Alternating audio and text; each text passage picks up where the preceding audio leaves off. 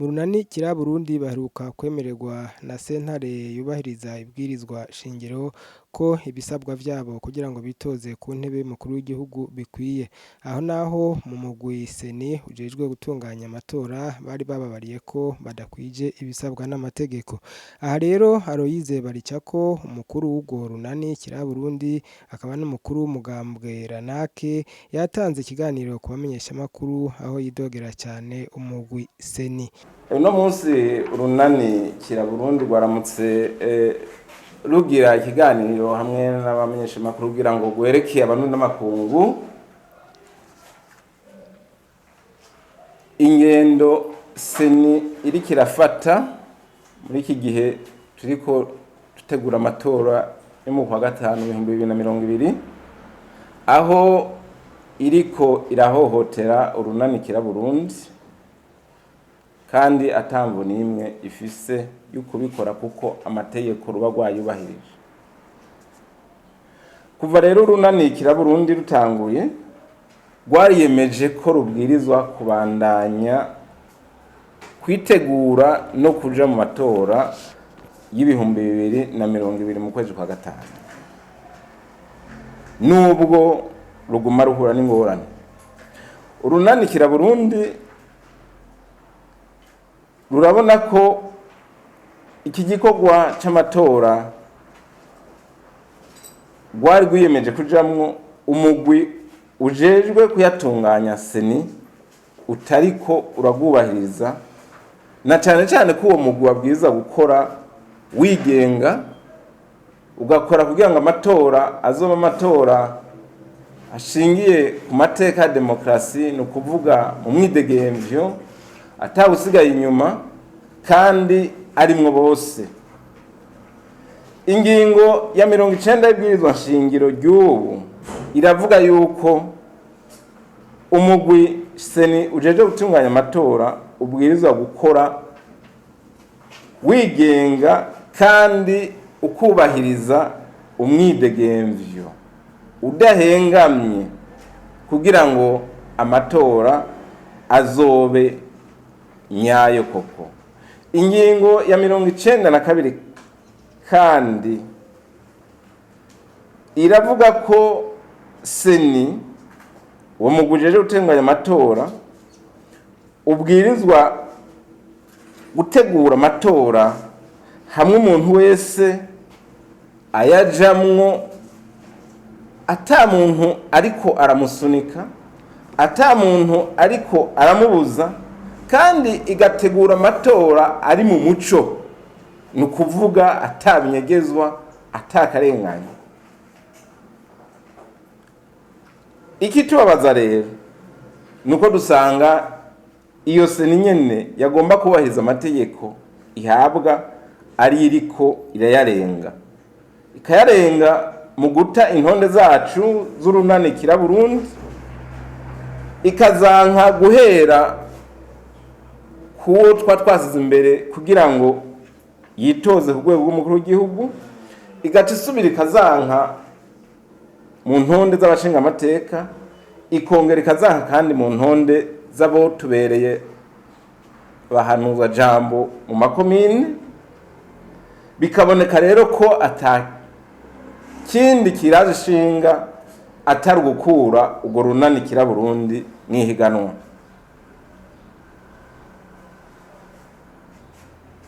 Muri ibyo byose byashitsaho seni yadutera intonde twarituye inzego zibijejwe ni ukuvuga sentare yubahiriza ibwirizwa nshingiro kuko biratekanijwe n'amategeko na cyane cyane mu itegeko rijejwe gutunganya amatora.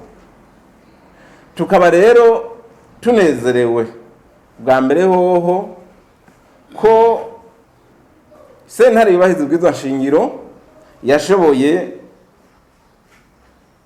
kwemeza ko nyene icubahiro Domitiano Ndayizeye twasize imbere bwazo duserukira amatora mukuru w'igihugu yemerewe kubandanya ihiganwa.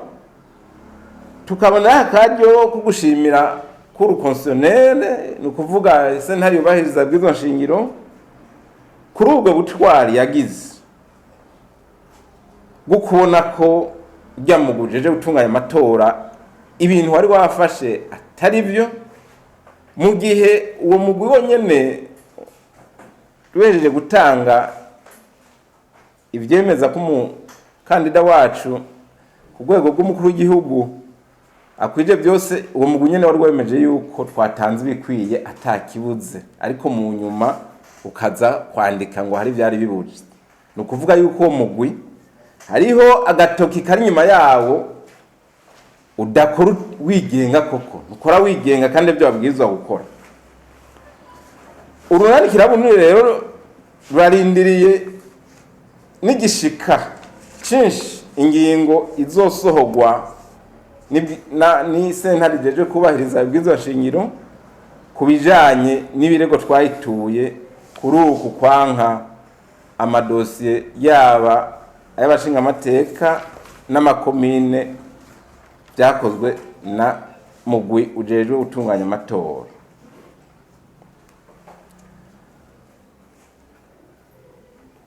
Nta gishobora rero gusigura ukuntu seni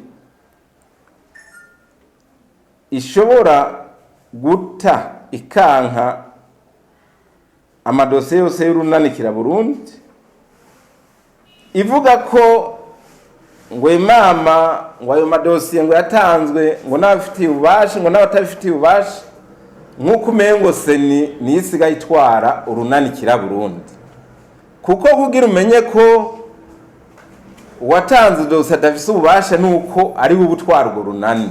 Ibyo rero dusanga seni iriko irarenga ingingo zo mu itegeko nimero 1/16 zo ku 10 ukwezi kw'icenda mu 2011 ritunganya ukuntu imigambwe n'inani bikora, na cane cane mu ngingo y'iryo tegeko igira 8 aho berekana neza kugira inani zibeho ukuntu zibaho. Umuntu rero n'iryari yigenga igihe mu matora, umuntu yigenga mu matora igihe agiye mu matora atamugambwe yegamiye, atarunani yegamiye, ata programme y'umugambwe nimwe agiye ashize imbere. Tugasanga rero ko seni idashobora kuvuga ko umuntu ari ku rutonde rw'umugambwe cyangwa rw'urunani ari umuntu yigenga, mu gihe uwo muntu aba yemera programme y'uwo mugambwe, mu gihe uwo muntu atanu urutonde na rumwe rw'abigenga seni yerekanye ko yari yitojeje nk'uwigenga, kuko ico gihe yoba agiye ku ntonde zibiri navyo itegeko rirabibuza, ariko ico kintu ntaho seni yigeze ikitubwira. Umugore rero ujejwe gutunganya amatora seni nta ruhusha na rumwe ufise gukubaza umugambwe cyangwa urunani rwo ari rwo rwose ngo rubuhe abagize uwo mugambwe cyangwa izo nani, kuko ivyo onubasha bw'umushikiranganje w'intwaro yo hagati. Igihe rero umushikiranganje w'intwaro yo hagati amaze guha seni urutonde rw'imigambwe izoja mu matora hamwe n'inani zizoja mu matora, seni nta bundi bubasha na bumwe itegeko ribuha gukubaza ibijanye n'abari mu mugambwe. Seni rero ntishobora gusigura igituma imaze kwakira intonde z'urunani Kiraburundi haba mu makomine cyangwa mu zo kwitoza kuba abashinga amateka, ntishobora gusigura ukuntu ishobora kwanka izo ntonde yitwaje ingingo y'130 cyangwa y'184, kuko ivyo byose ntaho ibikura. Urunani Kiraburundi rero rwasaba seni ko hageze ko yikebuka ikisubirako, nayo ubundi ihava yikura mu ihiganwa yonyene, kuko ihava iba umarubitire mubi ashobora gutuma umupira ugenda nabi kuri yo n'aya matora, tuyisaba ko yoshira imbere ibyo igomba gukora, iby'itegeko iyitegeka gukora, igatunganya amatora meza, umutekano muri demokarasi, atawanjye wangura, atawukumiriye, kandi amatora abera ku mugaragaro. Urunani Kiraburundi rero ruributsa ko amasezerano, umwumvikano abanyamigambwe twumvikanye n'abajeje intwaro mu Kayanza itariki 20 mu kwezi kwa12 mu 2019 yo kubahirizwa. Tukababazwa mu Runani Kiraburundi kubona ko hariho ababuramatari bamwe bivanga muri byo gutunganya amatora, bakabwira za sepi ukuntu zikora. Hari naco gituma twibaza ko na seni hariho uwo yarayibwiye ukuntu ikora, mugabo ntitumumenye kuko turavye ubushikiranganji bw'intwaro hagati nta kabi kabwo, turavye abategetsi muri rusange nta kabi kabwo, kuko ivyo seni yari yabasavye barayibahaye kandi arabwira ati abo bantu nimubareke bari mu mategeko. Nitwumva rero uwo muntu ako kaboko kandi kari kure kataboneka, uwo kabaza seni ngira yo kamubwira, kuko ibi iseni ntishobora kubikora isoma amategeko atahantu na hamwe kirabikura. Tukabazwa rero nabo buramatari, aha tuvuga nka buramatari w'Ibururi ashobora kubwira sepi y'Ibururi ko itokwakira cyangwa naho yo kwakira itokwiga intonde zatanzwe na Kiraburundi mu makomine, kakaba kamaramaza. Aho nibaza ko ibi vyemeza birahari, nizi mpapuro dejeje kubereka zerekana mu buramatari yandikira umugwi sepi mu ntara ko wo kwanka kwiga intonde za Kiraburundi, ako nakamaramaza ku gihugu cacu mu makungu. Ivyo ntaho byakabonetse, kandi umukuru w'igihugu eka abategetsi bose ndetse n'umuganga uri ku butegetsi bose bavuga bati amatora azogene neza, azobe meza cyane. Aha rero Filipo Nzobonariba avugira umugwi seni yaragize icashikiriza ku bijanye n'ibi vy'Urunani Kiraburundi. Hari mu kiganiro abavugizi ba leta y'u Burundi baheruka guha abarundi n'abamenyesha makuru mu ntara ya Cibitoke. Reka twumve nawe ico abivugako. Nagomba ndabamenyesha yuko seni atawe ihora ikintu. Seni ikurikiza amategeko, irafise amategeko ayigenga n'intumbero itegeko rishiraho seni riyiha. Nagomba rero nabandi bamenyeshe ingene kugira ngo amadosiye y'abagomba kwitoza ku nzego zose, yaba ku mukuru w'igihugu, ku bashinga amateka, haba kuri bajya bazoba baje nama b'amakomine, biri mu itegeko rigenga amatora. Ubwa mbere mu itegeko rigenga amatora ku ngingo y'101 irategekanya urutonde rw'ibisabwa bita byangombwa, mu gifaransa ngo les éléments zigira dossier ikwiye y'ugomba kwitoza mu kibanza cy'umukuru w'igihugu.